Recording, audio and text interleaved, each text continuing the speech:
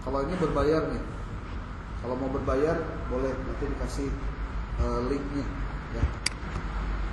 Oke.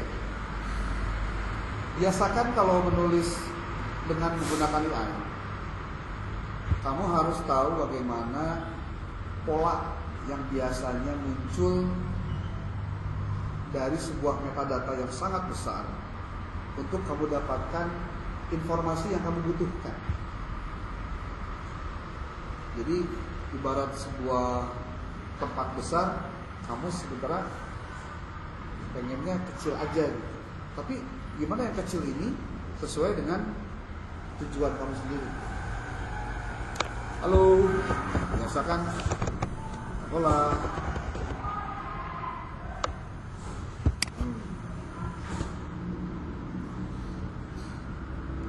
Dia mikir biasanya karena ini berbayar ya, jadi lumayan. Nah, jika kamu artikel UAS dan lain-lain, apakah kamu pernah mendapatkan lagi nih, jika kamu berperan sebagai akademisi yang berpengalaman di bidang, nah gitu, dispesifikkan hukum ekonomi syariah garis miring muamalah. Jika kamu berperan sebagai akademisi dan lain-lain, dapatkah kamu jelaskan apakah studi pendahuluan itu, dalam penelitian? Jadi pertanyaan ini akan memberikan penjelasan. Kenapa? Biasanya kalau mahasiswa nanya ke ChatGPT, tolong dong buatin artikel, tolong buatin makalah. Jadi nggak belajar. Nah, kita coba belajar dari informasi yang dia dapatkan. Ini tidak ada referensinya, tapi bisa kamu pakai dia supaya pakai referensi. Bisa kan kamu? Nih, berikut penjelasan singkat dan praktis tentang studi pendahuluan dalam penelitian, khususnya untuk hukum ekonomi syariah. Nah, kan kita jadi belajar, jadi maca, kapaksa maca. Dijelaskan tuh, studi pendahuluan adalah tahap awal sebelum penelitian utama. Tujuannya menguji kelayakan topik. Jadi kamu punya feeling, saya mau penelitian tentang hukum ini contoh paruan domba atau paruan sapi dan lain-lainnya.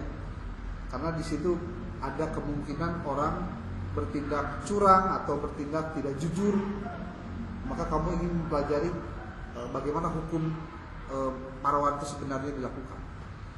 Nah, selain menguji kelayakan topik, yang kedua memperjelas masalah, ketiga menyusun definisi operasional, yang keempat memetakan data dan pemangku kepentingan serta mencoba instrumen secara terbatas. Ini nih, itu gambaran awal. Ini belum penelitian, baru mau akan.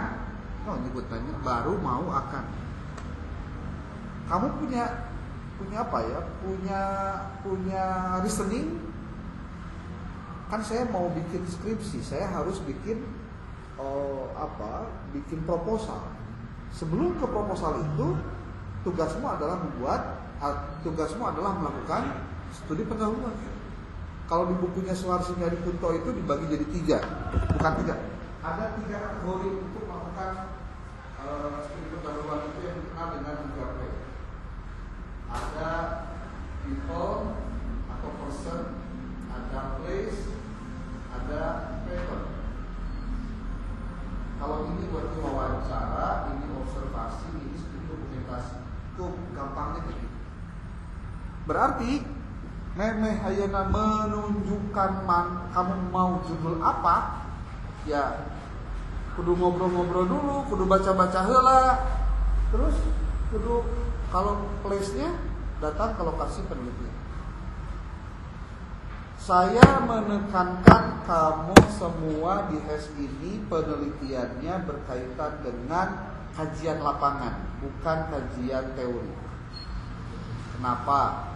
Ada 3 alasan. Alasan pertama, kalau kamu melakukan penelitian lapangan, berarti kamu akan bertemu responden baru, orang baru, maksudnya ketemu orang. Berarti di situ kamu langsung ketemu dengan sumber datanya. Kalau ketemu dengan sumber datanya, maka data kamu yang didapat adalah data primer. Data yang diambil langsung oleh si peneliti di lapangan. Ketika kamu ke lapangan melakukan observasi, kamu mendapatkan data hasil observasi. Hasil observasinya data primer. Karena apa? Si peneliti langsung mendapatkan data itu. Kalau kamu penelitiannya teoretis, bukan teoritis ya, teoretis. Apa yang kamu dapatkan? Kamu hanya mengambil data dari sumber kedua, karena datanya diambil dari hasil pekerjaan orang lain. Contoh, baca artikel jurnal, baca buku, kan itu pekerjaan orang lain.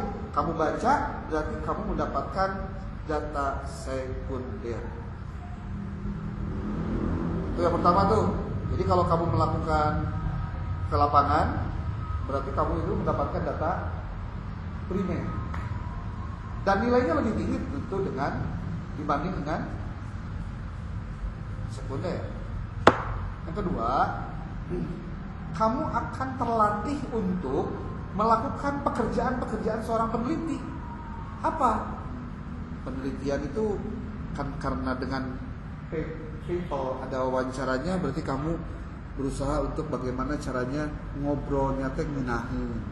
Ngobrolnya teh bisa nyambung. Kemudian narasumbernya juga nyaman ketemu kalian dan lain-lain. Jadi ada pengalaman baru ketika bertemu dengan orang itu.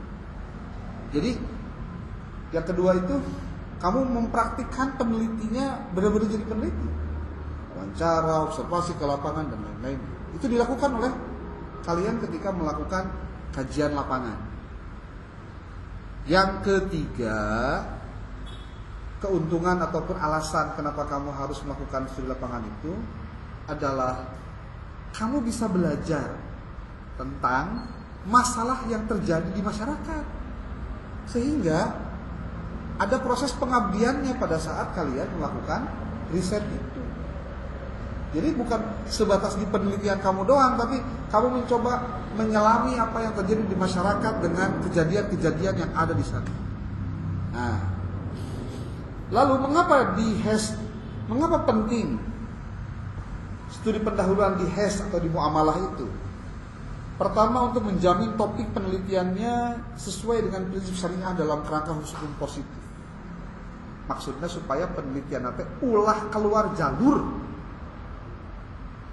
Kedua, mengidentifikasi fatwa DSN, Dewan Syariah Nasional, MUI, regulasi BI, OJK, BI Bank Indonesia, OJK, Otoritas Jasa Keuangan, dan praktik lapangan yang relevan, yang biasanya urusanana lamun muamalah jadi transaksi. Kunaon sih dina urusan Islam transaksi oke kudu dipersoalkeun, kudu bahkan jadi hiji prodi. Hati-hati. Transaksi itu yang menghalalkan apa yang dilakukan. Lamun transaksi teu sesuai syariat, rek kumaha? Jangan-jangan yang dimakan tidak halal. Maka ada istilah di Islam itu halalan thayyibah. Sudah halal, baik pula. Tidak semua yang halal baik, kade. Tapi kalau yang baik pasti halal. Gitu. Yang ketiga, menghindari salah tafsir istilah akad. Misalnya beda antara murabahah, ijarah dan wakalah bil ujroh.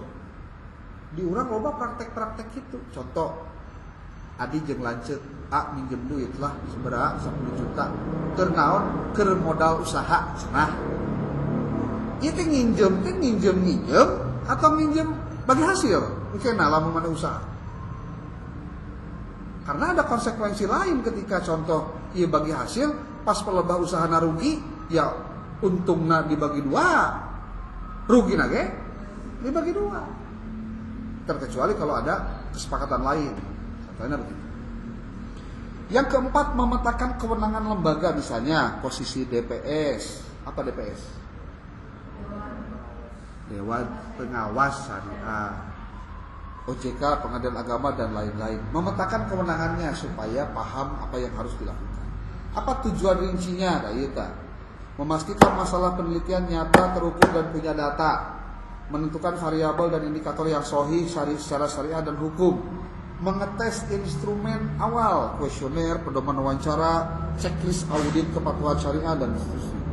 Memetakan akses syariah, siapa yang bisa dihubungi, batasan kerahasiaan, izin etis. Kadang lamun kamu penelitiannya di tempat-tempat anu kira-kira memang gede kayak pegadaian syariah, kayak bank syariah, kayak DMT syariah. Biasanya mereka akan tertutup ketika bicara tentang masalah duitan, keuangan. Kenapa? Karena bisa jadi ya itu bukan buat konsumsi umum maksudnya. Kemudian memperkirakan rasio bias dan kendala, misalnya kerentanan data nasabah. Dan yang beginian kan power lah. Bahkan kan data nasabah itu bisa diretas, bisa dihack, ya ngeri lah.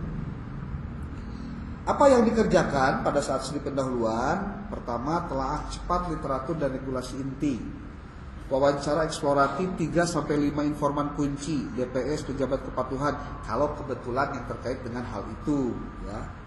Observasi terbatas, proses akad dan alur produk, misalnya pembiayaan merubah di MDMT dan lainnya. Pilot tes instrumen, 10-30 responden untuk kuesioner, 1 atau 2 kasus untuk studi dokumen kontrak. Pemetaan pemangku kepentingan dan alur data. Apa luaran yang dihasilkan dari kegiatan studi pendahuluan itu? 1. Rumusan masalah yang fokus, kerangka konsep dan definisi operasional setiap akad atau setiap variabel, draft instrumen termasuk validitas isi awal oleh pakar HES. Nah, kita belum ada nih yang masuk pada kategori ini. Contoh penetapan cepat, topik kepatuhan syariah, metode yang lazim digunakan, studi dokumen, fatwa, POJK, dan kontrak dan lain-lain. Ada wawancara semi terstruktur, observasi proses, akad, verifikasi objek, pencairan, selama urusannya pinjam-meminjam. Survei kecil untuk uji instrumen kuantitatif, fokus grup kecil menguji kejelasan istilah akad bagi responden. Ini istilah yang sering banyak dalam konteks hukum ekonomi syariah. Apa saja uji, sebetulnya? Indikator apa saja yang bisa diuji dalam studi pendahuluan? Kalau misalkan bagi responden ada akadnya, ketersediaan datanya, kontrak, log system, akses dan izin, belum bisa dah. Apa kesalahan yang perlu dihindari? Melompat dari ke pengumpulan data besar tanpa uji instrumen. Hal-hal ini bisa terjadi kapan saja dan dimana saja. Ingat, ini baru yang terlihat saja. Yang di masyarakat kita belum sampaikan. Kira-kira bisakah mahasiswa HES melakukan penelitian di mana? Di masyarakat sekitar tempat tinggal saya contohnya. Mini template ringkas bla bla bla bla, contoh daftar cek siapa kayak. Oke, sekarang gitu. Saya tidak tahu topik apa yang menarik dan bisa saya jadikan bahan untuk studi pendahuluan di bidang HES ini. Bisakah kamu beri gambaran secara jelas?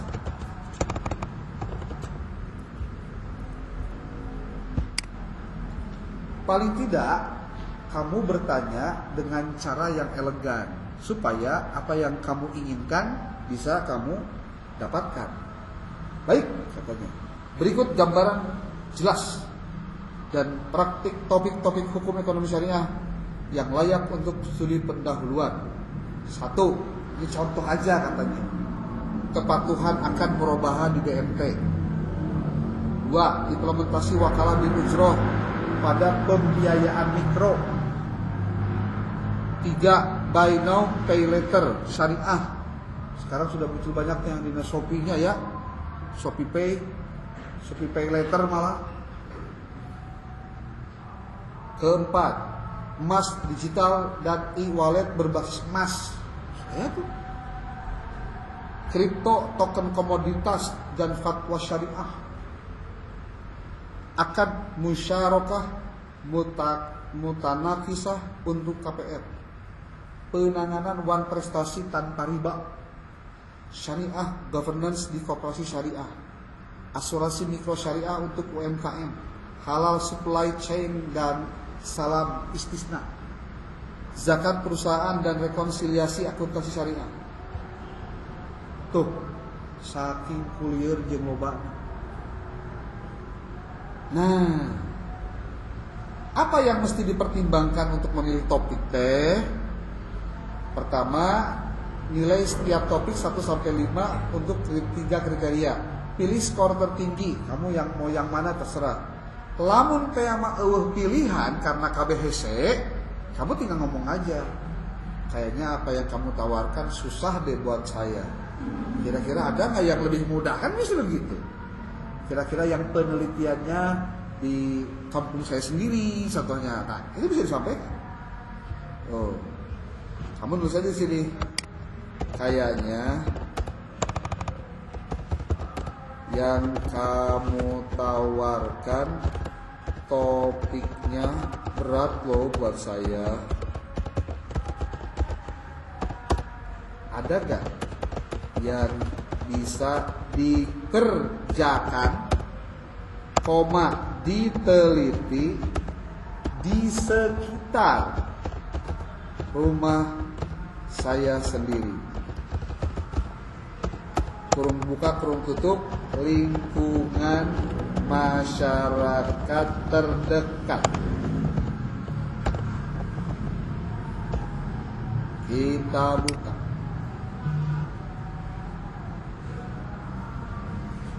Dia mikir sih teh. Kenapa kok pakai yang ginian? Pakai AI? Karena mahasiswa sekarang akan bisa lebih cepat mengerjakan skripsi jika alurnya sudah benar. Nah, masalahnya orang teh alurnya teu ngarti. Kudu dimimitian di mana, ka mana, jeung kumaha. Nanya bisa disebut belet. Maca kedul. Manya kikian masih kena non, masih kena alasan gitu maksudnya. Minimal ya gambaran. Tuh, tingali. Bisa pilih topik yang dekat dengan rumah, murah, datanya mudah. Berikut 10 opsi studi pendahuluan HES yang bisa Anda kerjakan di lingkungan sekitar. Praktik utang piutang di warung tetangga. Aya meureun? Loba sih teh. Nu lamun cicilan-cicilan sok mau anu buku leutik teh utang dimiti panci emer wah segala rupa. Praktik utang piutang. Fokus cara pencatatan, tempo, denda dan transparansi harga, data, buku bon, struk, wawancara 5 pelanggan, 1 pemilik. Tapi kira-kira pertanyaan ada kan mau diteliti gitu. Kan itu masalah apa sih teh? Kecuali pelakunya pemiliknya indung maneh atau bapak keserangan karena boga warung misalnya. Atau yang kedua, arisan RT. Siap tuh. Tata kelola dan kepatuhan syariah. Apakah sering ada masalah terkait arisan? Aya aturan arisan teh arisan daging. Arisan Mau sih? Lamun arek THR teh naon? Arisan naon? Hah?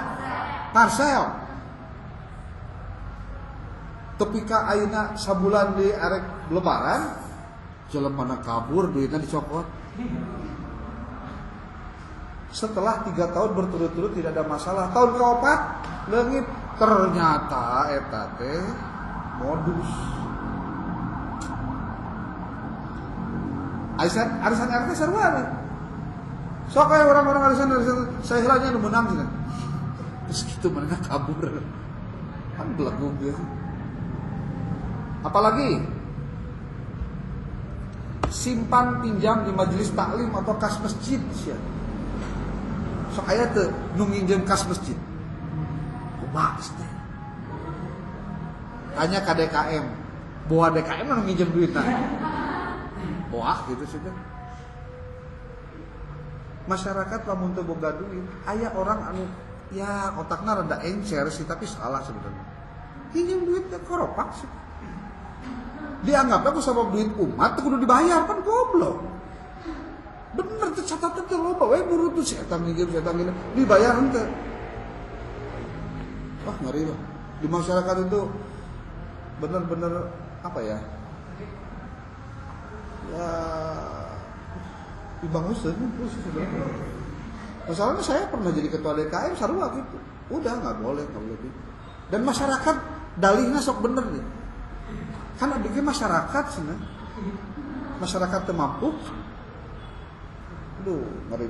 Daripada cenah abdi kudu maling, Pak, mending abdi mah namut we cenah. Aduh, si urang teh kok dibandingkeun jeung maling gitu loh. Jadi urang teh jadi serba salah. Malah orang jadi apa? Jadi enggak enak hati gitu. Jadi rumah maling teh gara-gara urang teh mere nginjem kan dia. Jadi urang nu salah. Ngaco. 4. Sewa perlengkapan hajatan di tetangga. Itu urusan receh tapi kalau bilang mau amalah itu lain cerita. Siga kieu, contoh ya siga kieu. Pernah pengalaman ini mah kasusnya kasus lain ya, bukan disebut jadi. Telepon baturan. Jang dari mana? Keur di jalan. Oh, lain di jalan eta aya tukang molen teh. Aya hinjeun heula duit lah. Pangmelikeun molen. Atuh. Baraha 10.000-an bisa ditana. Dar teh mali 10.000 molen. Molen bala-bala naon deui sih? Dahareun lah pokona. Datang tah si Ujang. Aduh nya didahar heula tah. Kira-kira hukumnya apa?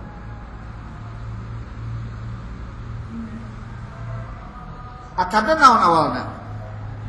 Pinjam duit, dibelikan barang. Barang mana saya? Duitnya mana nggak mereka? Tapi si eta udah hartela. Dan itu sering terjadi. Kuduna kumaha? Pas nepi bayar. Bayar teh bayar naon? Bayar hutangna. Berarti ieu sah ta milik urang. Didahar ku urang menang teu? Meunang. Ketika didahar ku urang bari duitna can dibayar, make duit saha tah? Duit si Ujang. Jual beli emas di toko sekitar. Nah, urusan emas jadi rame.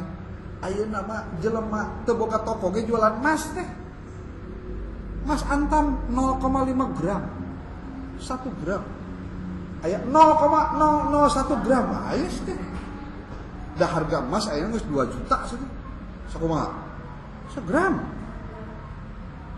Wah, pokoknya mun rek kawin ayeuna emas 3 gram geus 6 juta sih teh. Emas wungkul. Aduh, ngeri lah. Ada lagi dropship atau reseller lumahan. Nah, reseller. Tahu kan reseller ya? Ngejual lagi barang punya orang. Lamun sarua teh jeung istilah afiliator. Lamun dina TikTok teh mah. Hah? Aya afiliator naon? Dia kan ngepromosiin barang kan? Aya reseller naon? Jual lagi. Ya tidak tidak terima barang. Si reseller mah kan reseller mah terima barangnya. Ari afiliator mah hanya iklan promosi. Pay letter lokal tidak resmi. Pay letter lokal tidak resmi. Kamu pernah ningali tuh di pinggir-pinggir jalan atau di lamun di kampung aya nih BRI Mini, BNI Mini, anu kabeh transaksi bisa di dinya. Mimiti mayar A, mayar B, mayar C, mayar pulsa, mayar kabeh bisa di dinya. Bahkan tarik tunai pun bisa. Tapi sok aya uang administrasi. Nah, di urang teh sok aya istilah yang tepat. Kade istilah uang administrasi teh bisa riba, bisa yang lain-lain. Jadi lamun bahasa dari riba, geus pasti eta uang uang administrasi teh haram. Contoh kasus kieu. Sok kamu minjem duit melalui naon teh? Online teh pinjam minjem 1 juta kata lima 800.000 mayar mah 1.200.000 biar tuh ngerti gak masalahnya? Berarti bodoh atau tolol tahan nginjem? Bodoh dan tolol sampai botol itu mah. Tapi kunaon loba anu nginjem melakukannya terpaksa daripada nginjem ke tetangga era geus lah ari lewat HP mah mau nyahu kurang ngumpul jeung operator. Tapi sakalina teu dibayar, sakalina telat, eta nu ngaranna telepon leuwih ti siga ngadahar obat cenah. Telepon deui. Ngeri. Koperasi sekolah atau koperasi karyawan setempat. Nah, di urang teh sok loba aya. Model sekolah aya koperasi. Cik pertanyaannya bener koperasi atau koperasian? Ari disebut koperasi mah kudu aya surat resmi dikeluarkeun ku departemen dinas perkoperasian. Aya suratna, aya nomorna, kada tong salah. Karena gini, menurut undang-undang mengumpulkan uang dari masyarakat tanpa ada payung hukum itu pidana. Mengumpulkan uang masyarakat dengan jaminan bahwa dia punya kepercayaan. Ada kepercayaan sesuatu yang tidak bisa dipegang. Lu bisa dipegang mah sertifikat, duit, aset, itu bisa dicekal. Di luar itu bisa. Kepercayaan mah, ibarat bener bahasanya, setiap kertas kia, dia lamun di rawas-rawas, itu ibarat kepercayaan yang sudah hancur. Dibenerkeun deui, dirapikeun deui, tetap bisa sih rapi mah, ngan krasak-krasak masih kena aya. Itu kepercayaan. Koperasi sekolah atau koperasi karyawan setempat.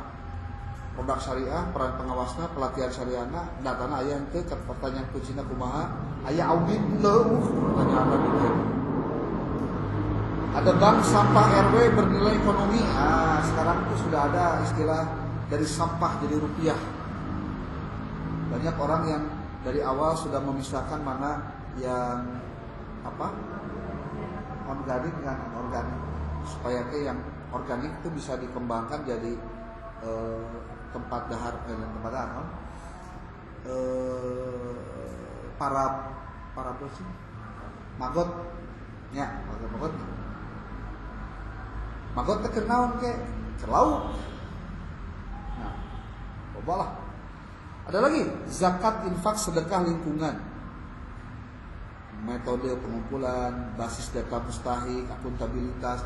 Ini berarti melitina di daerah aya badan amil zakat di masjid contohnya atau di KRT-an. Dan kieu mah kan sensitif kumpul urusan duit masalahnya. Sok aya kejadian bisi kieu maksudnya pas kamu nanya ke Pak Ketua DKM kebenaran sok jadi kumpul-kumpul naon tah infak dan zakat. Pak, abdi bade penelitian Pak tentang zakat dan infak di DKM. Naon mana teh percaya lain ka urang. Oh jadi gitu teh. Padahal yang eta maksudnya mah gitu maksudnya. Nah, nih lihat, masih banyak lagi caranya. Cobalah kamu melakukan rencana kerja cenah cek si ChatGPT teh. 7 poin yang realistis. Naon pertama, cobalah pilih satu topik, tulis tulis tujuan dalam 2 kalimat. Cetak checklist 1 halaman. Kumpulkan dokumen contoh, foto dan salin seperlunya. Wawancara 3 orang sampai dengan 6 orang dengan 6 pertanyaan singkat. Catat durasinya 10 menit per orang. Observasi 1 proses nyata, misal transaksi warung atau pertemuan arisan. Rapikan datanya, tandai temuan rawan riba, boror dan ketidakjelasan akad. Minta umpan balik 1 tokoh setempat atau ustadz yang paham muamalah. Tulis ringkasan 2-3 halaman sertakan rekomendasi praktis yang bisa langsung diterapkan. Contohnya di bejaan. Tuh contohnya. Contoh. Kita contohnya. Saya mau memilih salah satu nih dari yang ini. Mana ya? Ini aja nih. Yang masih belum. Sewa perlengkapan hajatan di tetangga. Saya memilih nomor 4, yaitu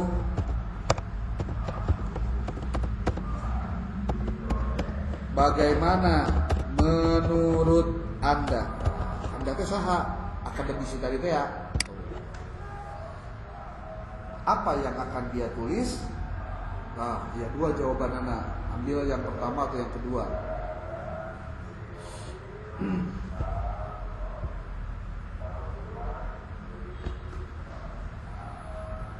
Respon 1, respon 2 ini lila ya.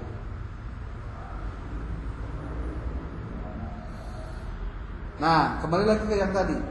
Berarti penelitian kamu tuh nggak usah jauh-jauh juga. Dan penting mah lain masalah jauh deket penelitian mah. Tapi apakah di tempat kamu ada potensi masalah yang bisa bagus dikembangkan? Itu aja sebenarnya. Caranya gak salah satunya dengan ya ngobrol-ngobrol seperti ini. Termasuk ya teh nanti pertanyaan ditambah. Tolong dong dibuatkan instrumen wawancara untuk A, untuk B, untuk C. Ini tuh beda-beda wawancaranya.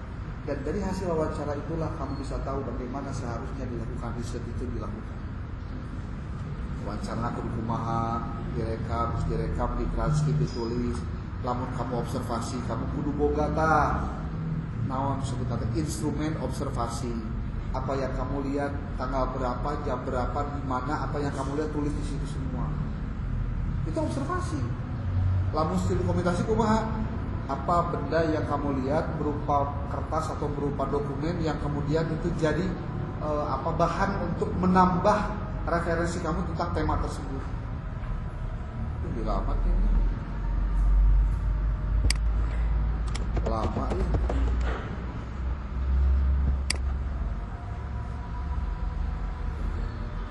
Dah gitu. Jadi naon? Pokoknya kudu naon tah? Kudu nyieun studi pendahuluan. Oke, lamun ada pertanyaan, Kang, naon laporannya sih kamu nanya ke ChatGPT. Om, tolong dong kasih tahu outline untuk laporan studi pendahuluan saya. Nah, nanti dikasih tahu dia, kasih tahu outline-nya. Maksudnya outline. Nih, kayak gini ya. Jika di akhir setelah menyelesaikan studi pendahuluan, saya diharuskan untuk menyusun laporan hasil studi pendahuluan.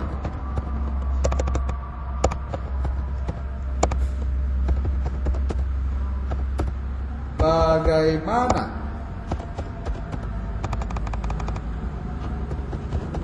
outline yang detail dan lengkap. Tuh lihat tuh, ini ada ini.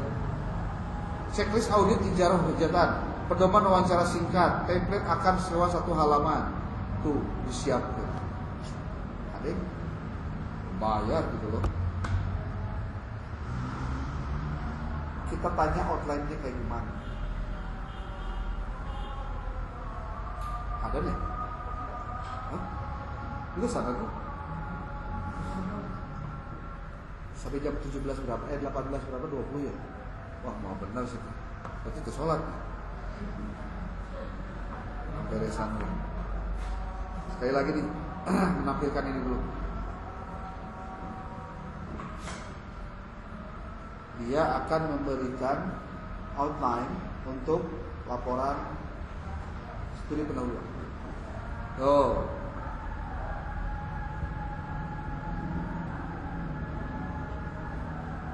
Dia mah pakai babnya. Tapi orang pakai bab kena ini.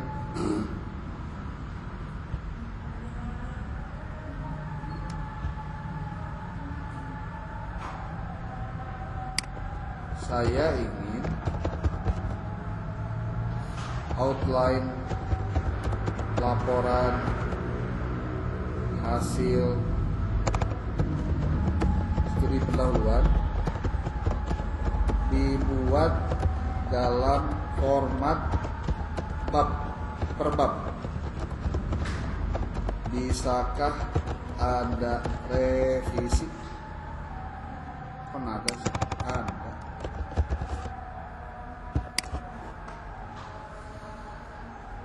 Dia akan revisi bagian karena minta kita pengen pakai bab 1, 2, 3, 4, 5.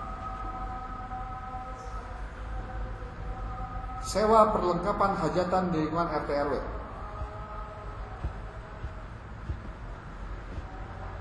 Dan ini bisa kamu cari lagi data lengkapnya di ChatGPT, di Perplexity, banyak.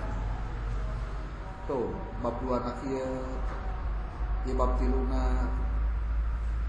Ingat ya, kudu aya rekamana, kudu aya fotona, bisa hasil kegiatan kamu jen konten TikTok terserah. Tenang. Semen.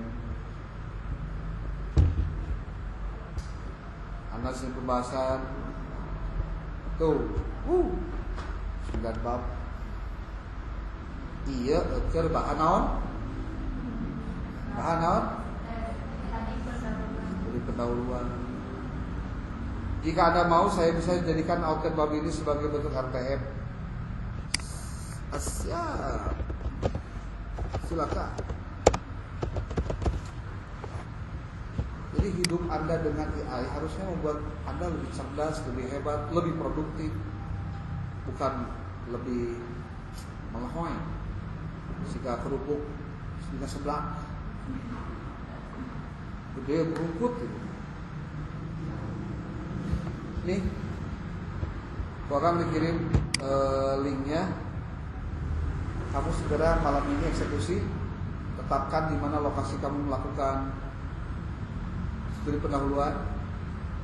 Minggu depan kudu aya progres, pertemuan ke-7 minggu depan.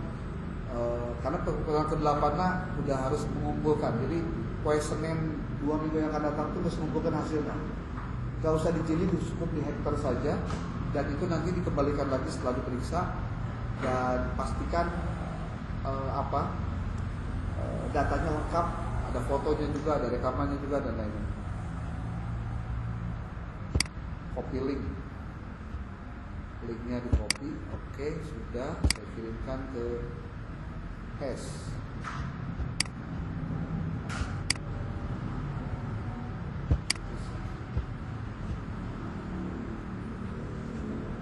Woi, nah Hes.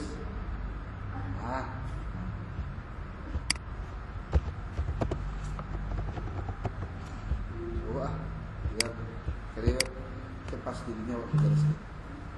Ngan, nu pasti nulisnya kudu bener. Ya, salah satunya adalah nulis referensi. Kudu kumaha nulis referensi teh kudu bener teh tah. Siga kieu. Ini citasi naratif, ini citasi paragrafik. Ade nulis siga kieu tah. Menurut kurung buka tafsir Koma 2019 P99 bahwa pendidikan pada hakikatnya ini salah nulisnya.